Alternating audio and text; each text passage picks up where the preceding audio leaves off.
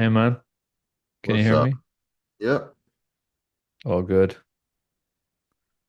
Look at you getting ready to go out and smoke a J or smoke a dart. Yep. Um, so how's your trip back? All good? Yeah, all good, man. Nice. Nice. What are your thoughts on Ireland now that you've you've kissed the green grass of home? Not my home, it's your home. But no, it's a good place, man. Nice place. Good.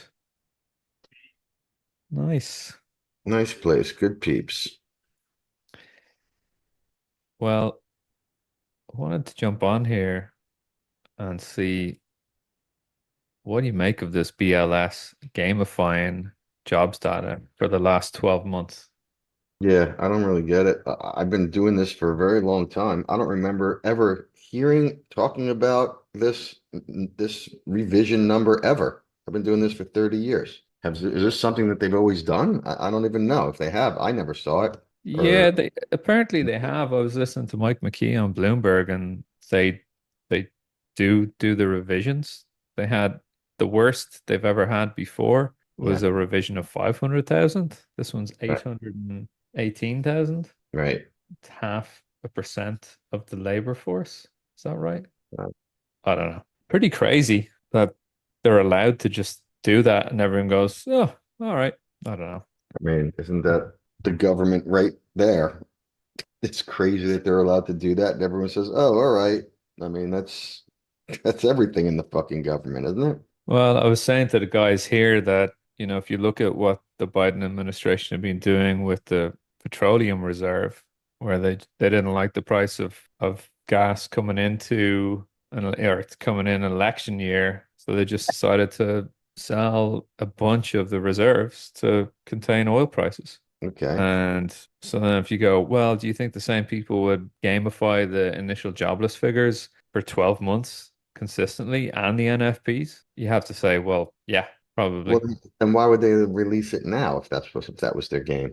Why would they release it right before the election if that was their game? That would be a stupid thing to do. Well, yeah. Who knows? Who knows? I mean, If that was your goal, that you wanted to make it look better than it was, then you would at least wait until after the election to fucking tell the truth, wouldn't you? yeah, yeah, yeah, yeah, I I mean, suppose. I'm so sick of the whole election thing already. I wish they would just get it done tomorrow. Yeah, I'm so sick of the whole fucking thing. Let's just get it done and let's get on with it. But unfortunately, that's not what's gonna happen. We got what 3 fucking months of this bullshit to go, and I probably know. longer because it's probably gonna be so fucking close. And there's gonna be all kinds of controversy with different states. I saw a whole thing about Georgia this week, and we're probably not even gonna know for another fucking month who actually fucking want to know. It's What's gonna be up? it's gonna be a horror show. What's happening in Georgia? I don't know. I read something about something. I didn't really. I read the headline, dude, but it's something. It implied that it could take a long time to fucking decide who wins Georgia. Why? Just get it done. I didn't read it, dude. I didn't All right. read it. It's too depressing for me to even get into the weeds on it, man. I literally just read the headline. And I don't even know where it is anymore. I don't even know what headline I fucking read. I'm looking. I don't even know where I read it, but it was implying that it could take like up to a month to figure out who wins Georgia. It's crazy. So Crazy, man. the whole thing's going to be a fucking nightmare. U.S. payrolls marked down by most since 2009. This is the whole joke, but this isn't even the real data. This is the preliminary data. The preliminary data. Yes, I thought this is a revision on it's 12 months ending in March the 24. preliminary revision. Oh, yeah, so it could be worse. You've got or it could be better. I mean, it could be I don't think it's going to be better. whatever. I don't know, but my point is, I don't know. I'm in a, you know, I have no positions on, so I really, I mean, I don't give a fuck one way or the other mode right now. Yeah. Um, So so something that's a bit more interesting that I was talking to the guys here about on Monday and talking about this trader that uh you had put me on to have a chat with. We don't need to name any names, but maybe just talk about psychology really. And I saw you tweeted about ego and what was it ego and insecurity, which had nothing to do with insecurity. trade. Yeah. It was based on this. That was just my feeling at the time because I was having a issue with some family members who were who Okay. were arguing about things and then calling me up. And I have to hear both sides of it, and both of them are notorious for being very, very defensive.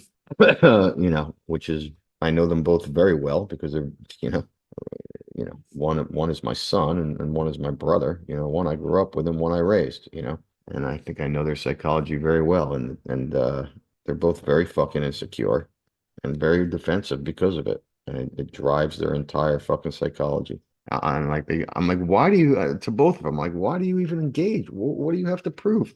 My brother's 60 fucking years old. I'm like, you got to prove something to a 27-year-old fucking kid who doesn't know his fucking hands from his elbow. Like, well, why do you Yeah. even like? I don't even understand what the fuck, and I don't even want to hear it.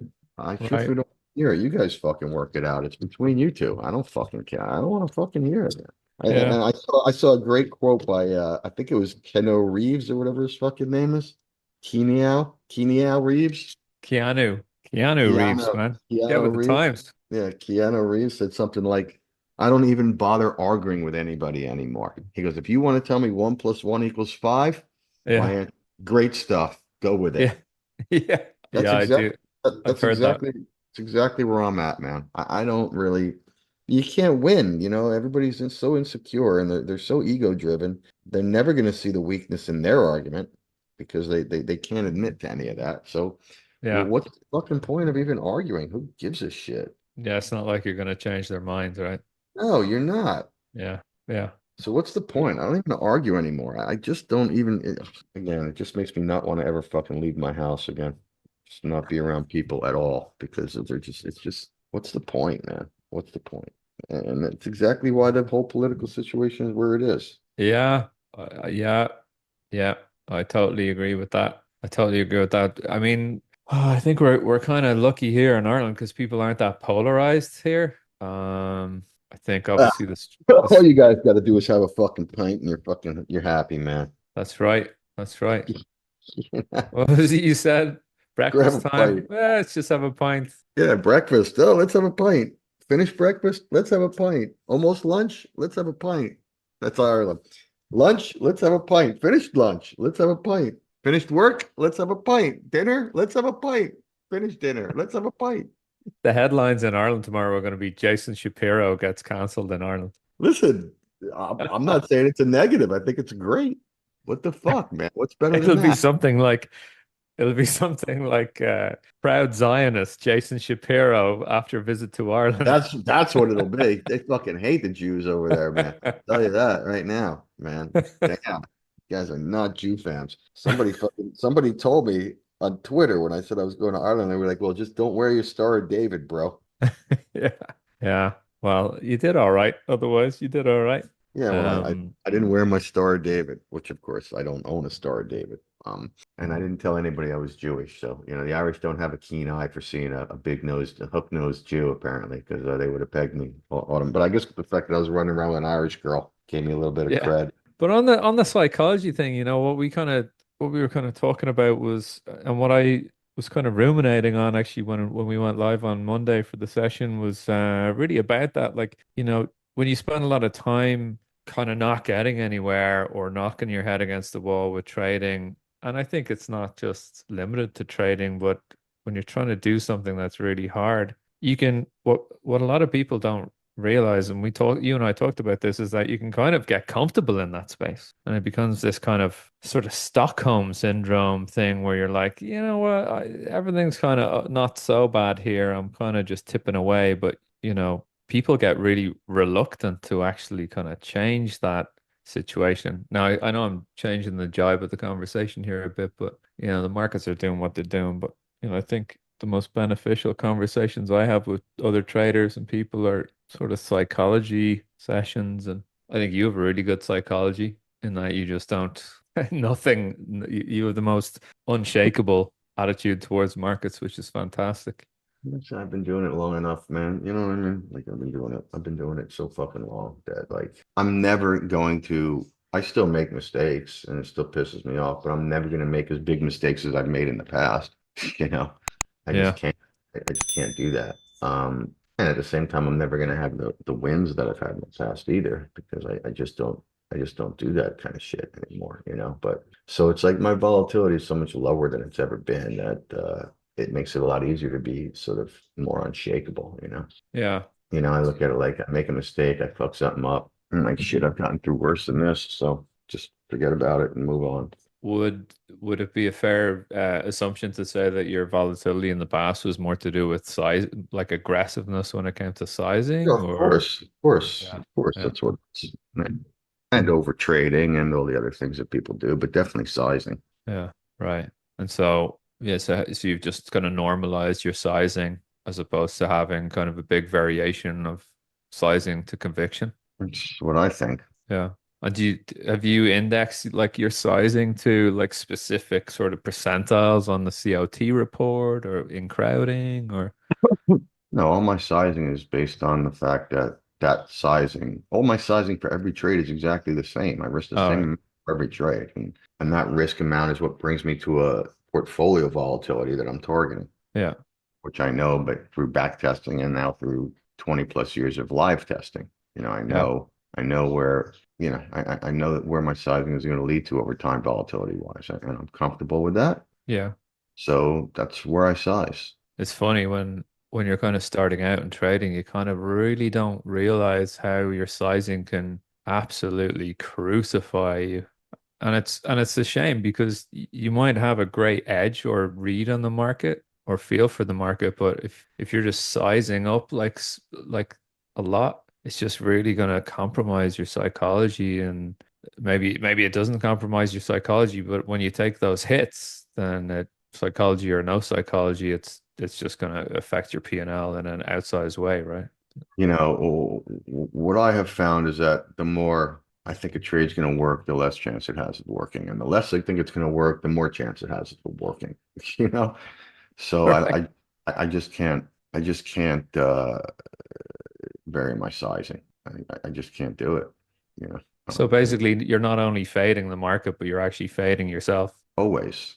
I suck just as much as everybody, man. Oh, look, this guy just sent me this lawyer to do something. Me, I'm looking at his practice areas. You should use this guy. They have a special practice area for LGBT law.